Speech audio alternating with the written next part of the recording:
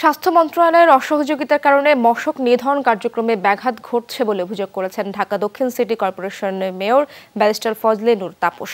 সকালে মশক নিয়ন্ত্রণ কার্যক্রম আরও ফলপ্রসূ করতে নগর ভবন মিলনায়তনে এক মতবিনিময় সভায় এই অভিযোগ করেন তিনি। এ সময় মেয়র বলেন, মশার প্রভাব নিয়ে স্বাস্থ্য মন্ত্রণালয় থেকে অপ্রয়োজনীয় তথ্য দিয়ে কর্পোরেশনকে ব্যতিব্যস্ত রাখা হয়, কিন্তু সেখানে রোগীর মূল ঠিকানাই দেওয়া হচ্ছে না, ফলে তাৎক্ষণিক কোনো ব্যবস্থাও নেওয়া সম্ভব হয় না।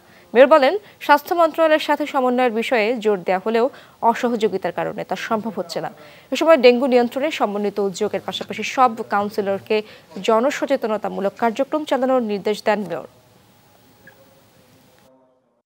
আমাকে আসল তথ্য, প্রকৃত যেটা আমার প্রয়োজন সেটা দিচ্ছে না, আবার অতিরিক্ত যেটা আমার অপ্রয়োজনীয় তথ্য সেটা দিয়ে আমাকে ব্যতিব্যস্ত রাখা হচ্ছে।